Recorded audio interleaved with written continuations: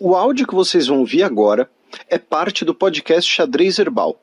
Caso vocês queiram ouvir mais sobre esse assunto e outros temas de política internacional, é só ir em xadrezherbal.com. Bem, passemos agora para a coluna aberta, no qual o Felipe bateu um papo com a professora Hashimi Singh sobre o Hamas. Bem, pessoal, estamos aqui com a professora Hashimi Singh. Ela é professora permanente do Programa de Pós-Graduação em Relações Internacionais da PUC Minas, pesquisadora.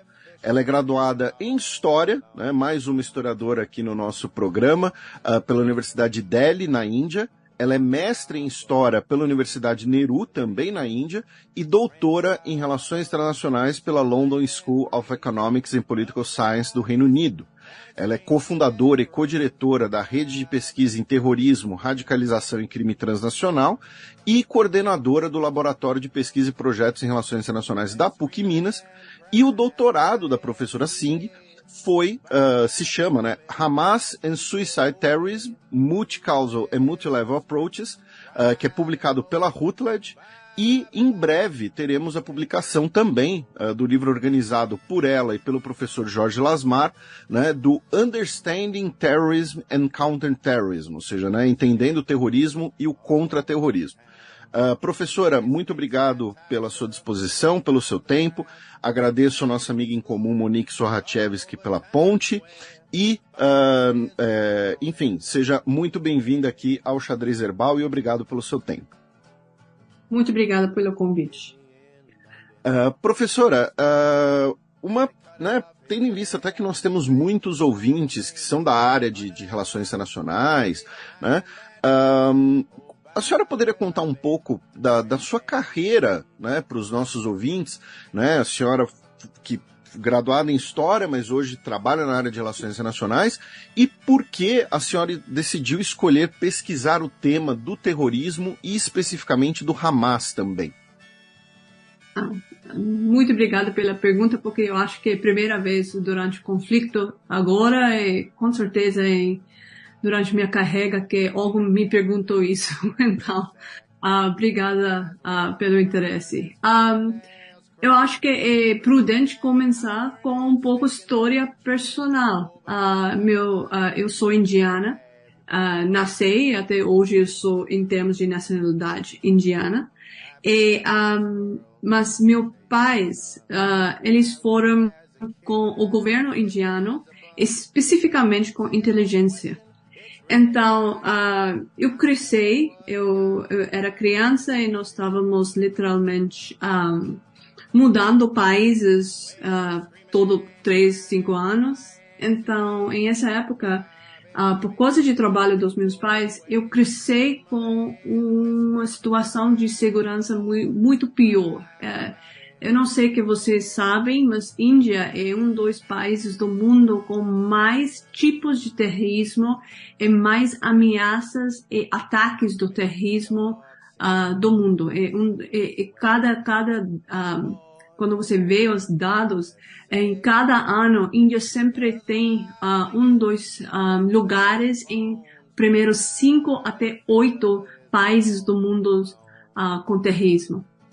Então, nessa época, quando eu estava crescendo, eu tinha uma situação de contato, literalmente, com terrorismo, como eu sou em oposição de vítima e terrorista de outro lado. Então, isso foi minha vida, para grande parte. E eu só parei com essa experiência quando voltei para a Índia, para entrar em universidade. Eu escolhi história, particularmente para entrar em mais contato com essa minha própria cultura, minha própria história, minha própria raiz. E no processo, eu também realizei muito rápido que eu tenho um interesse muito profundo em segurança. E com história, eu desenvolvi um interesse em entender um pouco a história de segurança, em termos de por que os grupos terroristas fazem o que eles fazem, como eles racionalizar ataques contra povos civis, como nós podemos entender, porque em todas as minhas experiências eu vi que você precisa entender primeiro para contar, faz uma ação contra a violência. Então, com isso eu comecei trabalho com essa lente histórica sobre segurança. Eu trabalhei muito com meu próprio país, com o conflito em Kashmir, em termos de conflito em Nordeste da Índia. Eu trabalhei muito com Sri Lanka, e ataques e suicídios aí.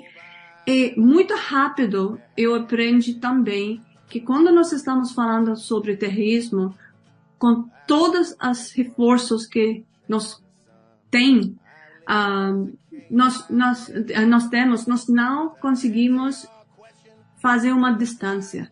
É um assunto muito emocionante. Então, eu queria escolher um conflito onde eu não tinha uma opinião para um lado ou outro. E nessa época, eu entrei com a lei mais sobre o conflito entre Israel e os palestinos. Comecei com a história e comecei a entender a posição e uso de violência e terrorismo entre os dois partidos. Literalmente o resto é história. E a partir, né, dos estudos da senhora, a partir né, do trabalho da senhora, dando uma...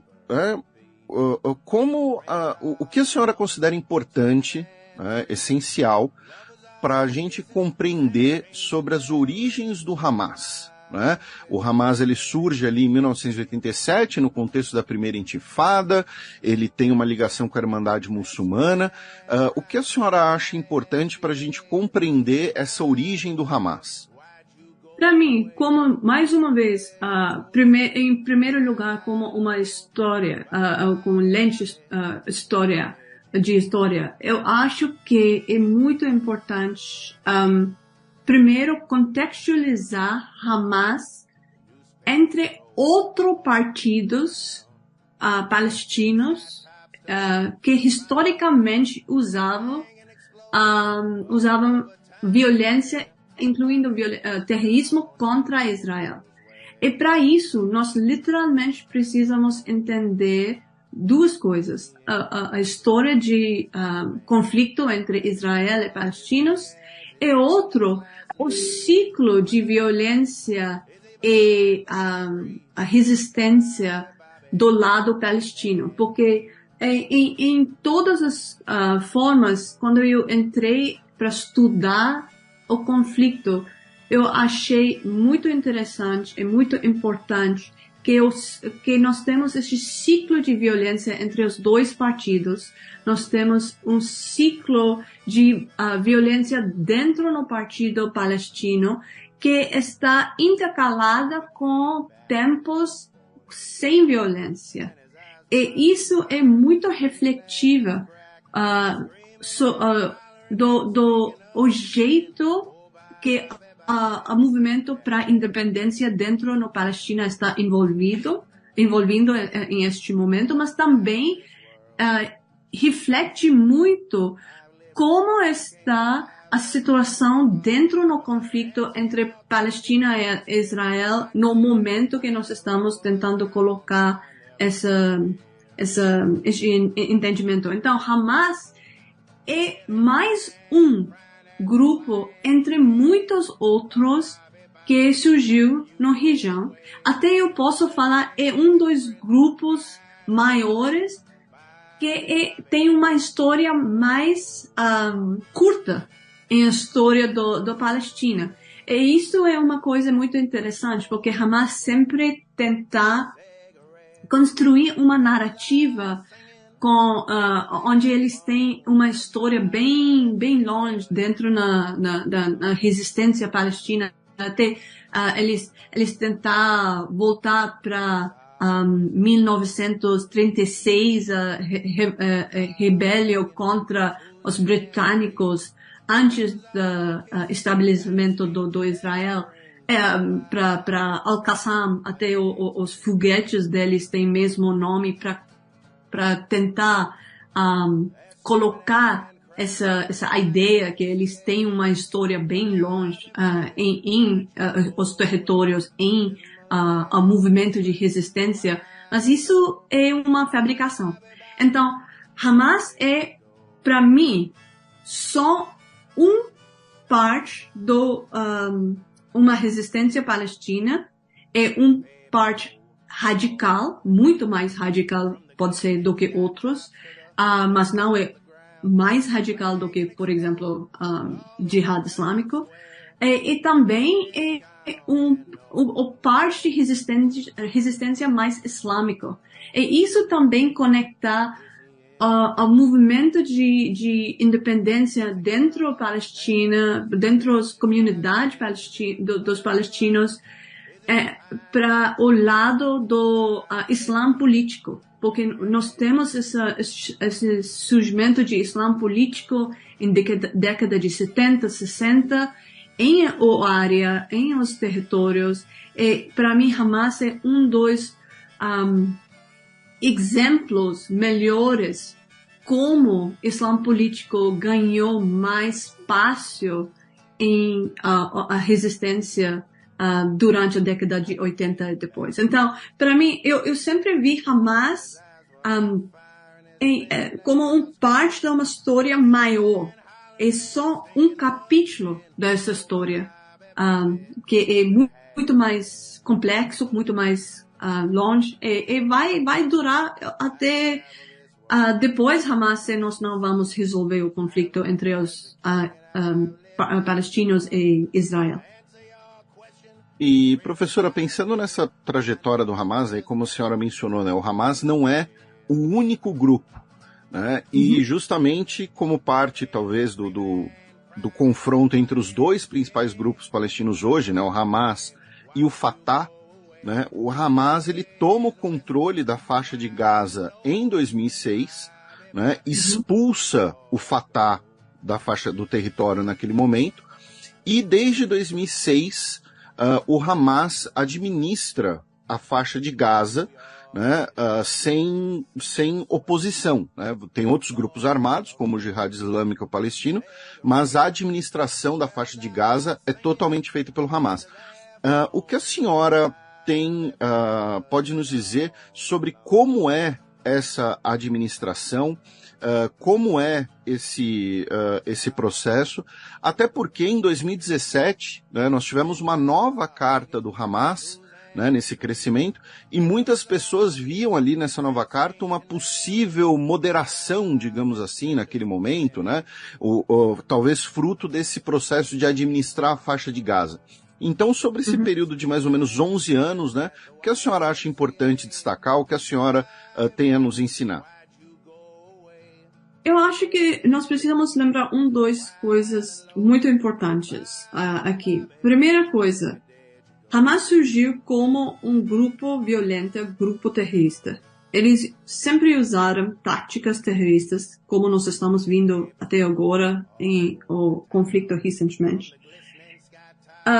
Mas desde origens do Hamas, eles sempre foram um grupo que é muito mais do que só um grupo terrorista por causa de raízes em Irmandade Muçulmana. Eles têm essa parte de administração, serviços sociais, e também eles têm essa parte sobre a mudança da sociedade, em termos de virando a sociedade mais islâmica, para voltar para um jeito mais correto do Islã. E isso é muito importante para eles, porque no raiz, a ideologia do Hamas é que, em termos de outros partidos dos palestinos, que todo mundo está tentando chegar até o ponto de independência. Eles querem um Estado palestino. Mas o problema é que experiência mostra claramente em ideologia do Hamas que a resistência secular, a resistência de esquerda, com ideologia mais esquerda, não vai ganhar o Estado. É lógico, o narrativo do Hamas o lógico é porque o território da Palestina é sagrado, então o único jeito de retomar território é com uma resistência islâmica, é um jihad, é com um objetivo do país islâmico como um ponto final. Então, isso é uma grande diferença entre Hamas e outros partidos que não são islâmicos na área. Mas dentro esse entendimento, nós temos Hamas colocando outros partidos em um melhor caso como um pouco perdidas em termos de entendimento do fato básico, em o pior caso como inimigos. Então, o que nós vimos claramente em 2007, 2006, depois a Hamas ganhou eleições. Primeiro, Hamas ganhou eleições democraticamente, foi rejeitada, que eu acho que foi um grande erro, porque provavelmente nós tínhamos uma outra situação se nós deixávamos Hamas aí. Mas, em qualquer forma, a consequência desse processo foi essa divisão entre Hamas e Fatah, que foi muito violenta. Então, isso deixou Hamas em controle do Gaza, Fatah em Cisjordânia. Eu posso até falar que dentro fundação de todas as ações e políticas do Hamas, o objetivo fundamental do Hamas é sobrevivência. Então, isso foi desde surgimento em a primeira intifada. Isso foi mesmo assunto quando eles entraram em essa guerra, essa briga com Fatah, com o resultado de divisão entre Gaza e Cisjordânia. E essa é mesmo preocupação agora quando eles entraram com um ataque contra Israel em um momento de paz potencialmente entre Israel e Arábia Saudita. Então nós temos um grupo que está muito preocupada sempre com essa questão de sobrevivência e como eles podem ficar relevantes em um ambiente político onde eles sempre foram mais jovens, mais novos, com menos experiência, e por essa coisa precisaram ficar mais radical e usa a violência para ficar relevante e para fraquecer, deixar os outros partidos como Fatah mais fraca e mais limitados, vamos falar. Então, nós temos essa situação com Hamas sobre a ideologia, sobre a perspectiva em termos de Fatah e outros partidos. Com 2007, essa parte onde eles começaram a administrar Gaza, isso também é uma coisa que nós precisamos qualificar. Porque, primeira coisa, nós não temos a Fatah ou a autoridade palestina em Cisjordânia, em termos de administração. A autoridade palestina só tem controle em termos de administração do parte do Cisjordânia, que é área E, ou área A, e essa área é, na verdade, bem pequena. Se você vê, a área A é só 18% da Cisjordânia inteira. O resto da área está dividido em termos de 22% percentual entre Israel e a Autoridade Nacional Palestina. E a última área, que é a área C, é 60%.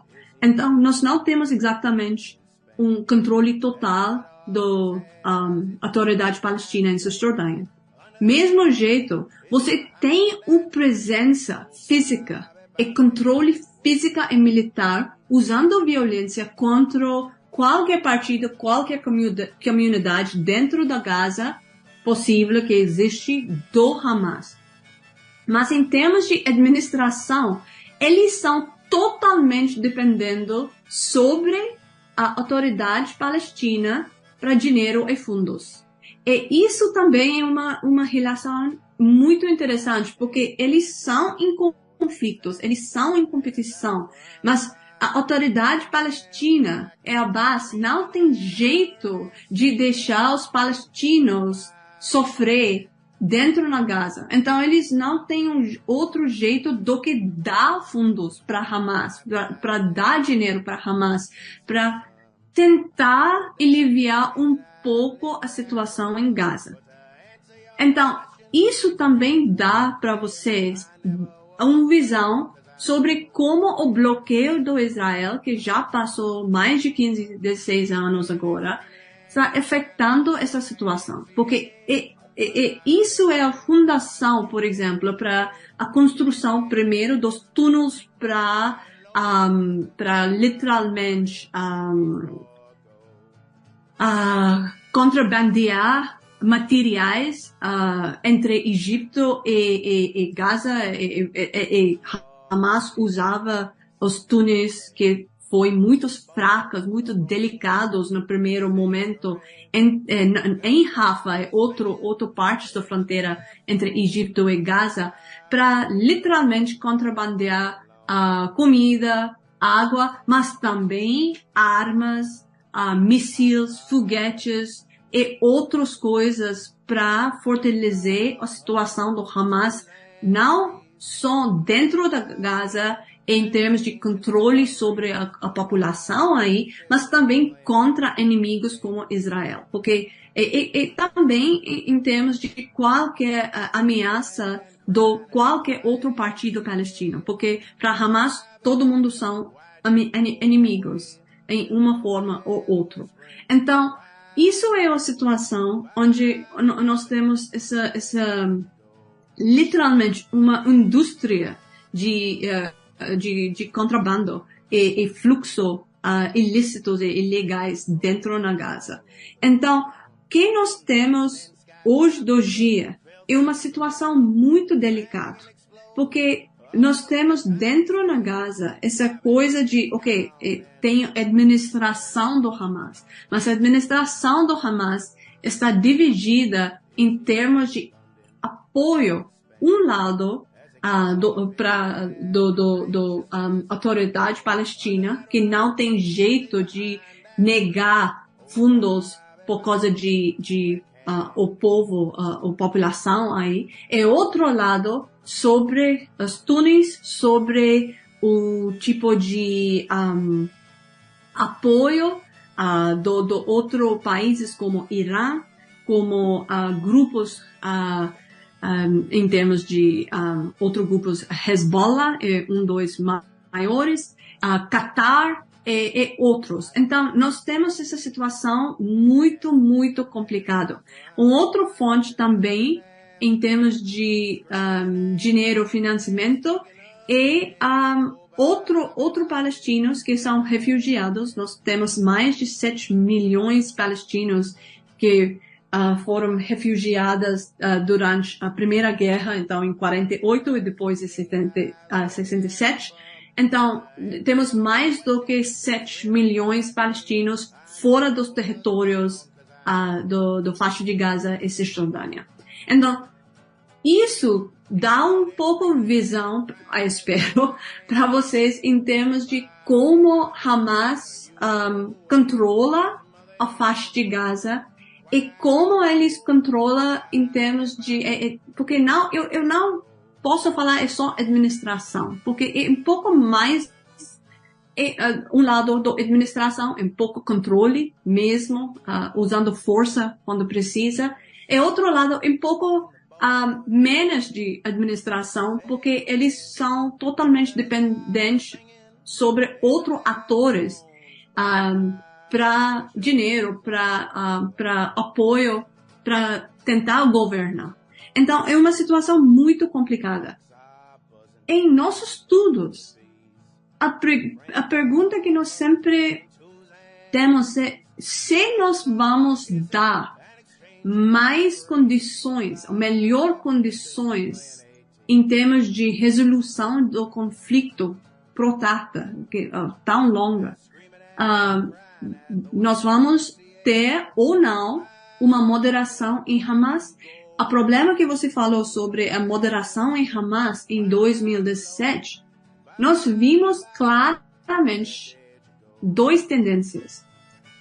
Primeiro, Hamas sempre tinha essa parte das pessoas mais moderadas. Infelizmente, com o tempo, desde a criação do Hamas, o jeito que o conflito está continuando sem sucesso em qualquer negociação, também em termos de violência dos colonos em Cisjordânia, ou violência em termos de radicalização também da política israelense, nós estamos vendo que tem mais radicalismo dentro do Hamas, menos espaço para as pessoas mais moderadas para conseguir tentar abrir espaço para paz e negociações com outros partidos e Israel. Então, o que nós estávamos vendo em 2017 foi um espaço, depois já dois guerras, 2014 ficou muito pesado para Hamas. Ele estava com menos capacidade de enfrentar, em primeiro lugar, Israel. Eu posso só falar que eles não têm potencial para enfrentar Israel. Eles não são uma ameaça existencial, como nós estamos ouvindo esses dias em várias narrativas. Eles são grupos horríveis, terroristas, mas nós não temos, até Al-Qaeda ou Estado Islâmico, não temos capacidade de virar uma ameaça existencial para qualquer país. Nós precisamos deixar isso claro. Mas eles em essa época, depois de 2014, eles não tinham capacidade para enfrentar Israel em qualquer forma. Mas também nós precisamos lembrar, entre 2018 e 2019, ele estava organizando protestos e demonstrações com a fronteira do Israel para tentar aliviar um pouco o bloqueio, para mostrar a resistência e eu acho que emoções contra dos palestinos contra os Estados Unidos, colocando Jerusalém como o capital do Israel em essa época do Trump. Então, foi várias coisas acontecendo. E foi uma reação muito pesada do Israel. E eu acho que isso deixou os moderados em Hamas ainda mais fracos. Eu não estou vendo qualquer pessoa mais moderada dentro da Hamas agora. Então, essas experiências, eu acho que também deixou Hamas em uma situação onde, primeiro, não tinha qualquer pessoa moderada, mas também eles precisavam mostrar a capacidade de continuar resistência contra Israel com todas as ameaças. E o último problema foi esse processo de paz entre Israel e a Arábia Saudita, onde eles simplesmente acharam que se eles não vão atacar Israel agora, o mundo não vai prestar qualquer atenção sobre a situação, e eles vão perder uma janela de oportunidade para colocar os direitos palestinos no frente das pessoas, possivelmente última vez. Infelizmente, que terrorismo sempre usa violência para ganhar atenção, para literalmente abrir diálogo, negociações e literalmente para atrair atenção. Propaganda negativa, mas qualquer tipo de propaganda é propaganda. E isso é o pensamento do Hamas. Professor, essa sua resposta foi muito completa, muito interessante, e dela dá para fazer vários ganchos, né?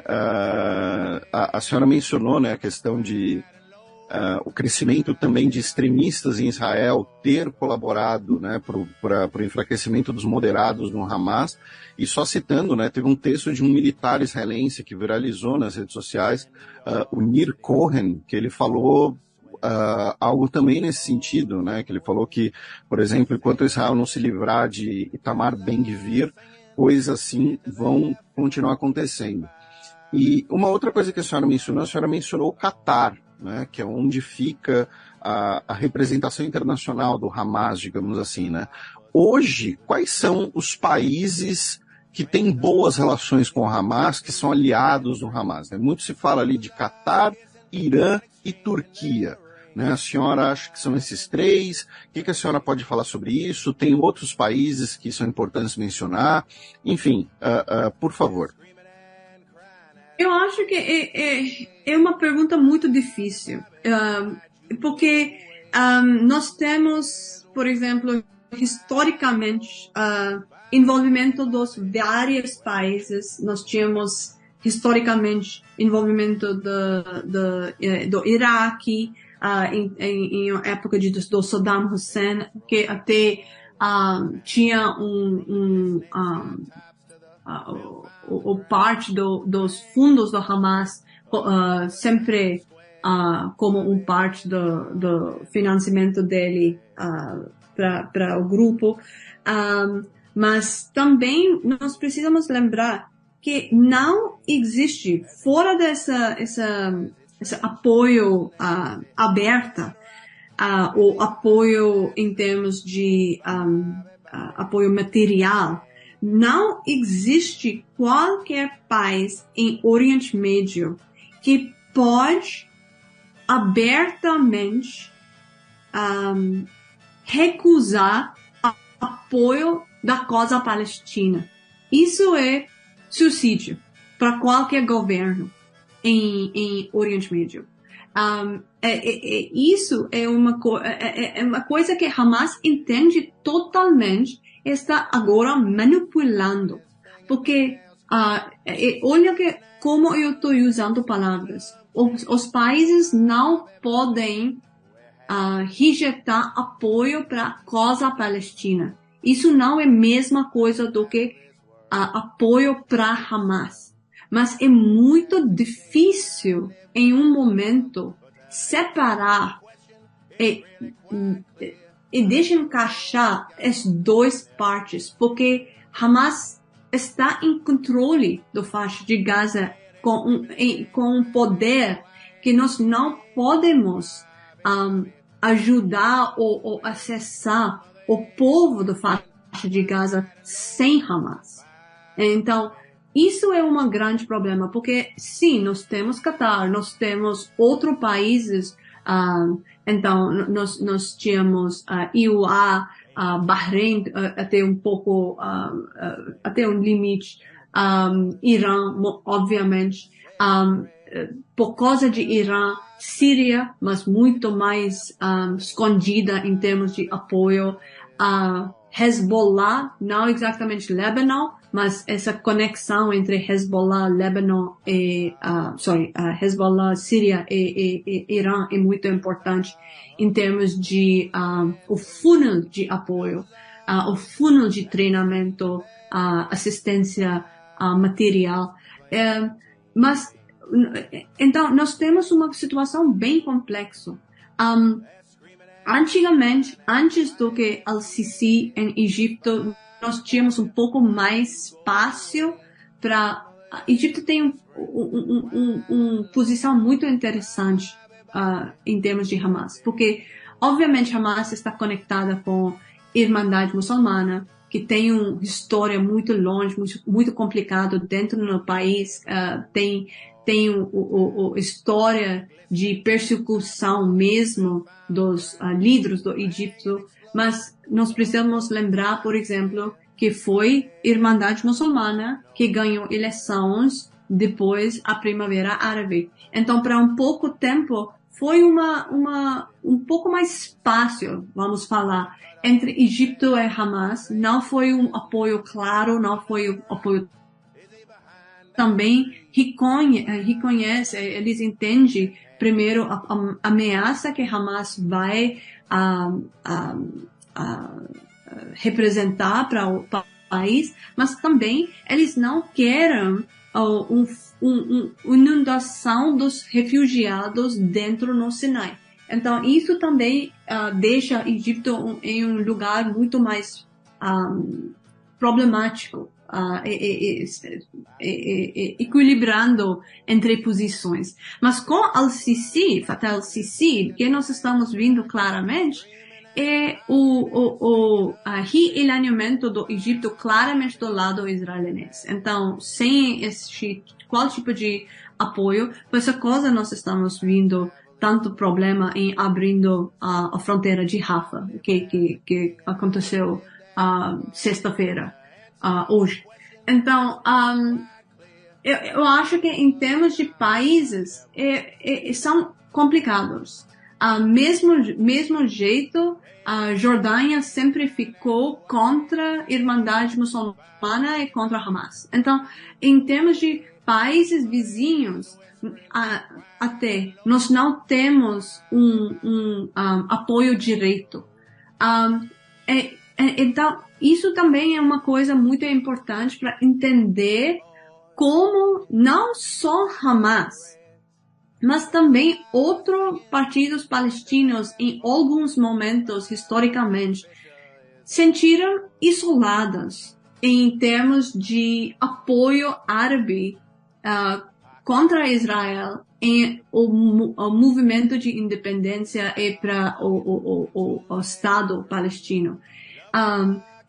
Historicamente, especialmente com Abdul Gamal Nasser, nós tínhamos oposição do como que diz, o Liga Árabe para sempre deixar a posição ou questão da Palestina secundário depois a questão de unidade árabe. Foi o Arafat, Organização da Liberação Palestina, que virou esse assunto e deixou claro que a unidade árabe é só possível depois o estabelecimento do Estado dos palestinos e os direitos palestinos. Mas isso não é uma coisa fácil, não é uma coisa que está claro ou aceitada totalmente. Em meus trabalhos, minha pesquisa sobre o assunto, eu sempre achava uma história muito engraçada. Os palestinos falam que o assunto do palestino, o direito de palestinos, é a camisa Usman em árabe, como que diz, a camisa, a blusa do Usman. Historicamente, em a história do Islã, você tem os califos, e quando o califa Usman foi assassinado, as pessoas pegaram a blusa dele, cheia de sangue, e correram em as ruas, as estradas, falando que, olha, eles mataram Osman e usaram o sangue do Osman para fazer guerra, para outros interesses. Então, os palestinos falam para os países árabes, o assunto do Palestina é como o blusa, a camisa do Osman. E não é nada, ele só quer usar o sangue palestino para próprios objetivos, e não é para direitos palestinos. Essa é uma metáfora, né, uma analogia bastante interessante, bastante pesada, né, reflexiva. E passando agora um pouco, né, já para o encerramento da nossa conversa, né, até porque a senhora disse que tinha mais ou menos 1 hora disponível, eu tenho mais 2 perguntas para a senhora, se der tempo, né? Uma delas é que a senhora várias vezes, né, usou o termo terrorista, né, sobre o Hamas, e foram atos terroristas nesse último dia 7. Né? Eu gostaria de saber a visão da senhora sobre a classificação do Hamas como um grupo terrorista. Né? Porque existem países que classificam tanto a ala política quanto a ala armada, né, as brigadas Al-Qassam, que a senhora já havia mencionado, né, o nome, né, como tudo ali é um grupo terrorista. Tem países que classificam apenas as brigadas Al-Qassam, tem países que não classificam como terrorista, como a Noruega, né, afirmando que isso impediria o diálogo. Enfim, qual a visão da senhora sobre a classificação do Hamas como, a designação, melhor dizendo, do Hamas como um grupo terrorista? Você fez mais uma pergunta bem complexa. Desculpe. Então, vamos tentar. Primeiro, vamos deixar claro, Hamas, eu sempre falo, Hamas é um grupo terrorista.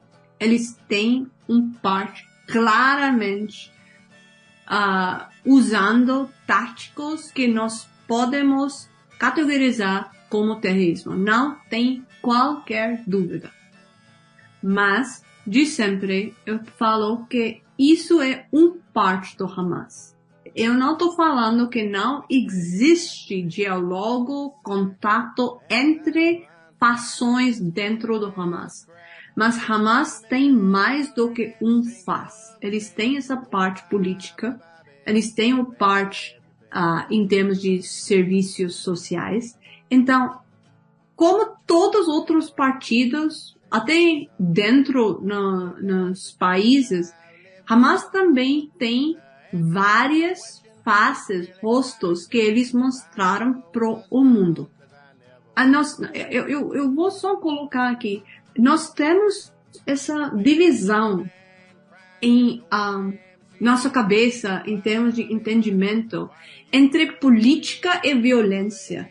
Como eles são os dois lados extremos de um espectro. Não é isso. Olha qualquer partido político em um país. Eles sempre vão ter, em um momento, contato com violência. E não é uma coisa tão separada. Então, isso nós precisamos lembrar. Eu não estou falando que todos os partidos em países são violentos e terroristas, porque terrorismo é outro nível de violência. Mas eu estou falando essa divisão que nós temos em nossa cabeça é um pouco artificial. Então, isso é uma primeira coisa. Segunda coisa, em termos de estudo sobre terrorismo contra terrorismo, uma das coisas que é mais difícil é a definição do terrorismo. Ok? Por quê? Porque uma pessoa, um grupo que é terrorista um dia, em uma época, pode ser não é terrorista em outra época. Eu vou dar 2 exemplos. Nelson Mandela. Okay? Ele até foi em prisão por tantos anos como terrorista por causa de governo de apartheid em África do Sul. Ele foi, sim, parte do político, o Congresso Africano Nacional, mas também ele foi parte de um conto, que foi o ala militar do mesmo organização. Eu posso falar sobre seu próprio ex-presidente Dilma. Ela também foi categorizada como uma terrorista. Então, o problema com a definição do terrorismo e terrorista é quem é um terrorista um dia pode ser vai virar outra pessoa, um presidente, ou com como que diz, Nobel Peace Prize em outra época. Então, isso é um problema com definição.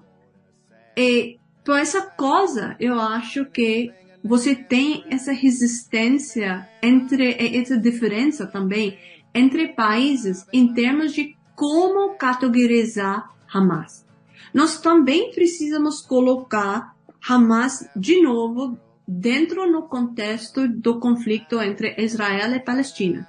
Nós precisamos lembrar que Israel recusou de entrar em qualquer tipo de negociação com qualquer partido político palestino, incluindo a Organização de Liberação Palestina, antes do acordo do Oslo, porque eles têm essa política de não negociar com terroristas. Mas eles começou com o acordo, reconhece a organização do Arafat, e isso que virou a autoridade palestina dentro dos territórios palestinos de Cisjordânia e faixa de Gaza, e eles foi os partidos com Israel em as negociações. Então, de novo, nós sempre tem essa tensão entre como você pode colocar uma definição que vai durar com a passagem de tempo. Mas, voltando para a pergunta do Hamas, eu acho que, como muito outros grupos, nós temos parte do Hamas que é o ala militar, que é Al-Qassam Brigadas.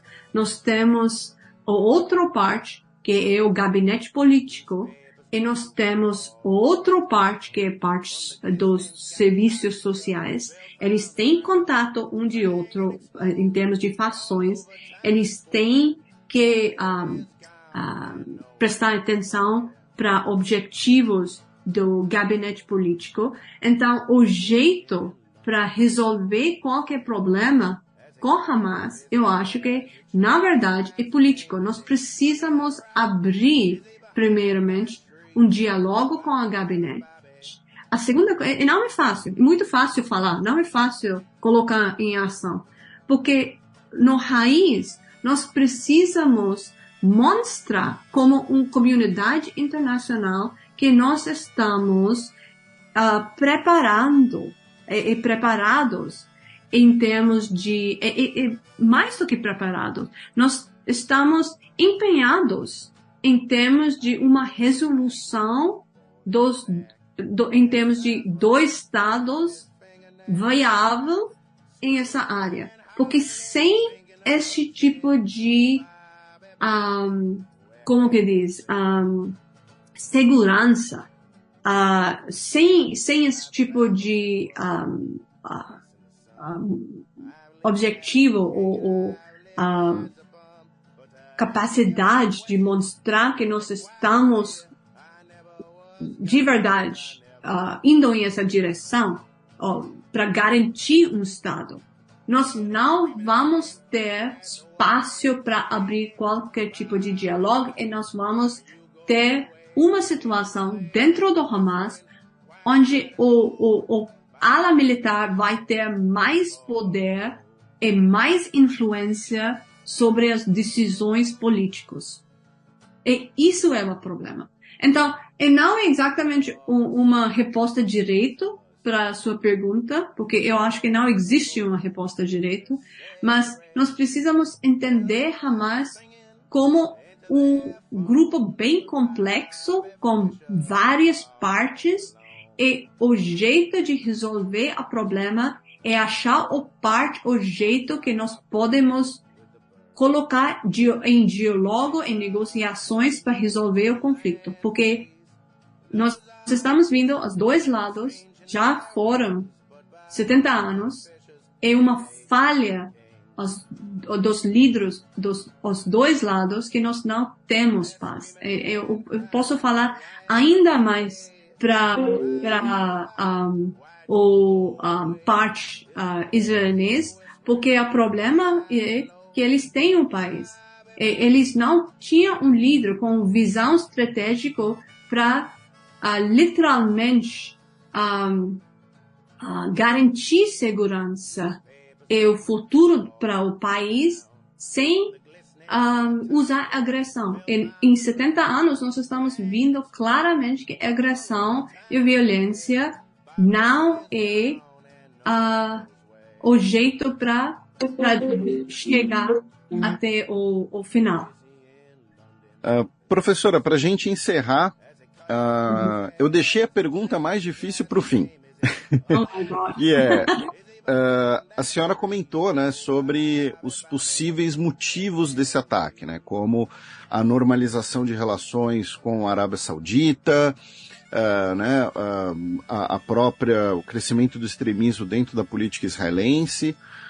Porém, né, considerando que estamos conversando nesse dia 20 de outubro, né, o que a senhora pode especular, o que a senhora acredita que são os objetivos do Hamas daqui para frente? Né?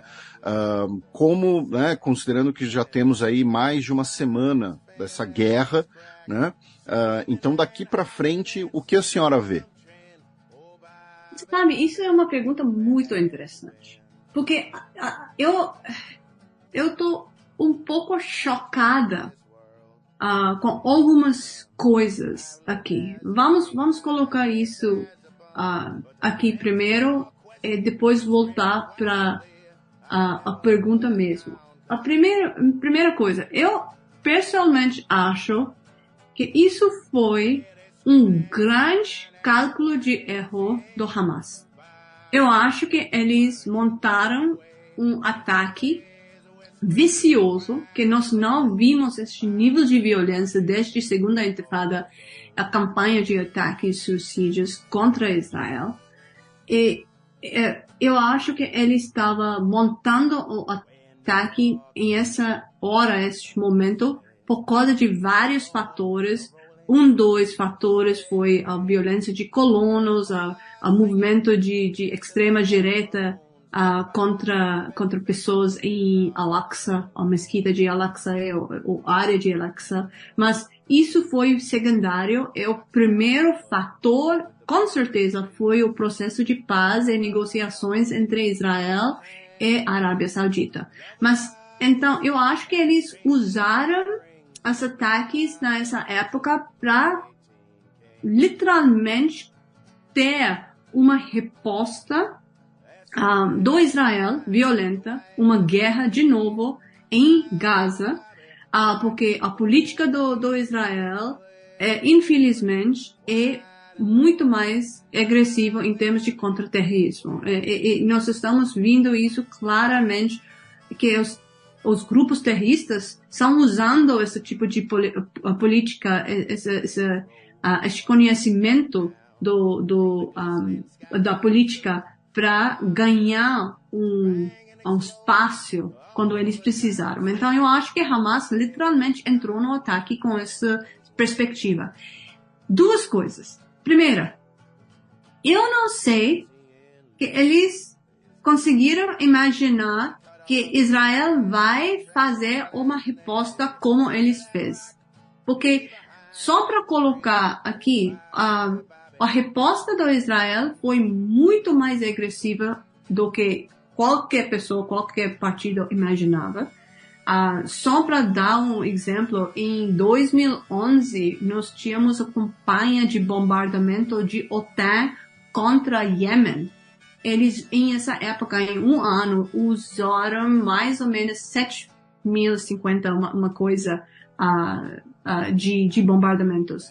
Em última vez que eu vi foi mais ou menos uma semana passada, e esse ponto Israel já passou a mais do que 6.000 bombardamentos em menos de 6 dias para faixa de Gaza que é um pouco parte do que o território do Iêmen, só para dar uma ideia em termos de resposta. A segunda problema é, obviamente, o bloqueio total, que, pessoalmente, de novo, eu acho que é muito mais do que contra-terrorismo. Nós estamos agora entrando em outras direções, mas em termos de Hamas, eu não sei que eles tinham essa expectativa do bloqueio total. Então, existe uma possibilidade de sempre, em uma situação do conflito, que isso foi um cálculo de erro do lado do Hamas. Então, isso é o primeiro ponto.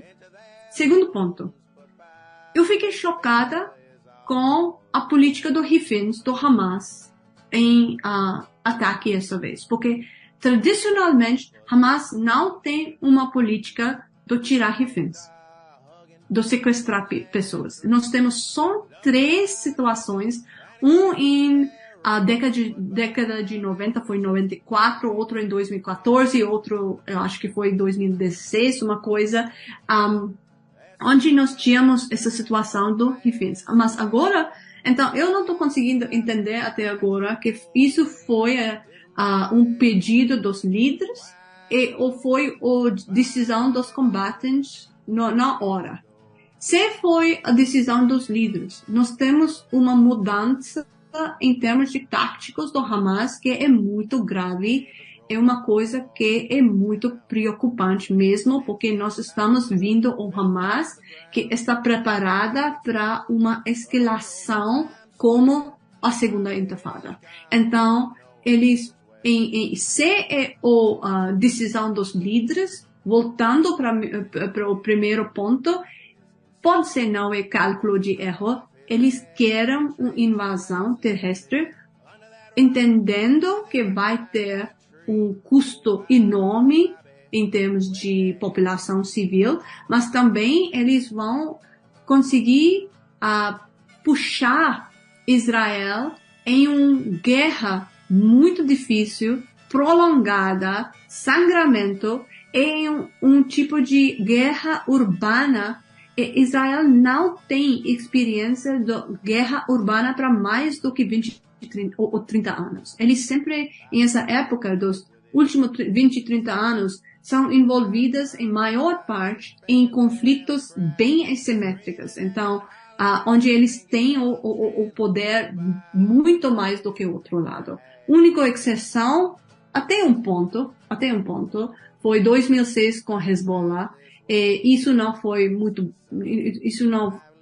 virou muito bom para Israel. Então, isso é o problema aqui. Para entender exatamente o que está acontecendo é exatamente o que Hamas quer.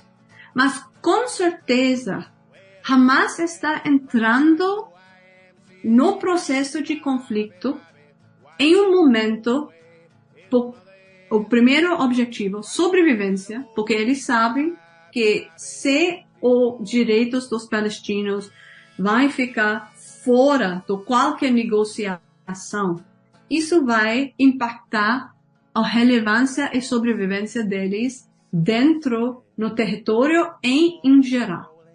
Nós precisamos lembrar, e voltando para esse ponto sobre a Arábia Saudita, nós tínhamos recentemente outras negociações e processos de paz em termos de acordo de Abraham e outros, mas com países pequenos.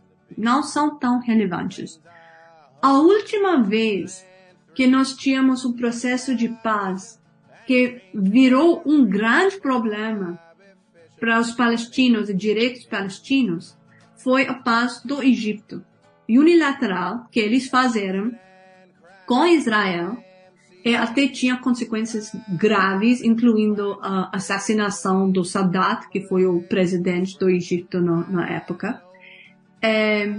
Então, nós temos agora um outro país enorme, Arábia Saudita, com uma reputação, com uma influência em Oriente Médio, que bate com a mesma posição do Egito. Então, foi um momento muito precário, muito delicado, e não foi um momento que Hamas tinha jeito de perder o momento para tentar colocar o assunto palestino na negociação. Eu posso até falar que qualquer paz entre Israel e Arábia Saudita vai ficar muito mais complexo para a ordem regional do Oriente Médio do que o paz entre Egito e Israel. Por quê? Porque se você aceita que existem 3 lugares mais sagrados em Islã, Meca, Medina e Al-Quds. Meca e Medina são em Arábia Saudita, Al-Quds e Jerusalém. Então, se o país com 2 lugares mais sagrados em religião está fazendo negociações, o processo de paz com o país que está ocupando o 3º lugar mais sagrado em Islã, o que é mensagem para o resto do mundo islâmico, mundo árabe e Oriente Médio.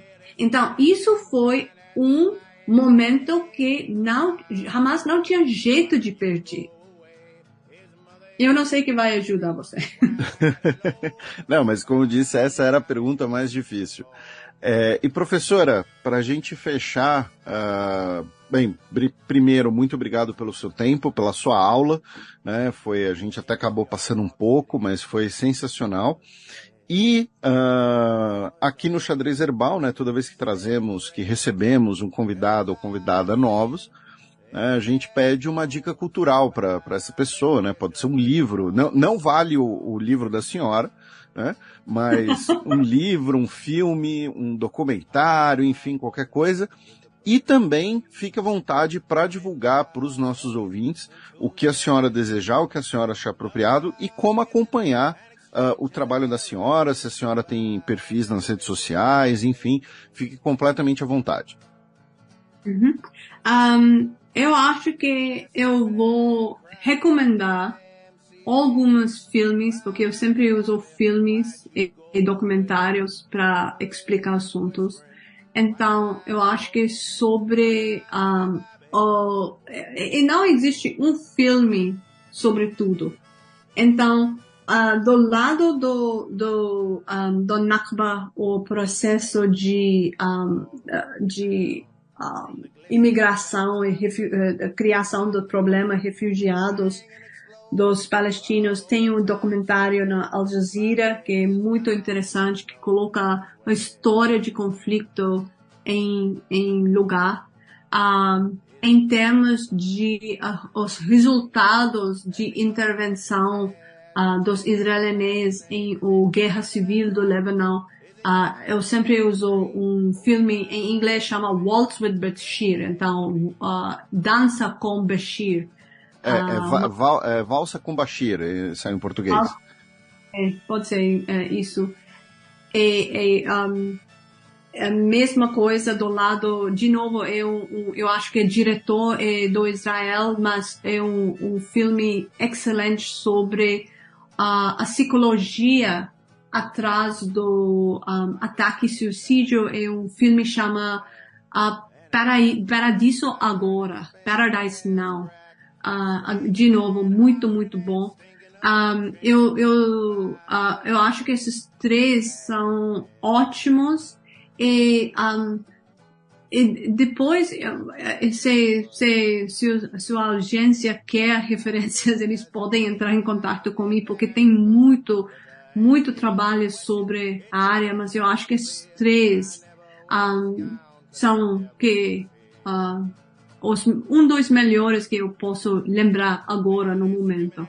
Em termos de meu perfil, eu tenho um perfil ainda fechada, mas no Instagram eu tenho, eu não sei, posso falar Twitter ou X agora, eu quase parei de usar, mas eu tenho o presença aí, chama Autumn Light, e também no LinkedIn. Então, eu sempre estou aberta para diálogo, conversa. Acho que é muito importante entrar em este conflito, e qualquer conflito, com um equilíbrio, com olhos para os dois lados, que é muito difícil em momentos de estresse e tensão como nós estamos vivendo agora.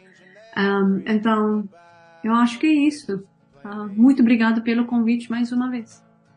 Eu que agradeço, professora. Lembrando para os nossos ouvintes, todos os links estarão lá no site do Xadrez Herbal, quando o programa for ao ar. Professora Singh, novamente, muito obrigado pelo seu tempo, pela sua aula, e vamos tocar aqui o barco do programa.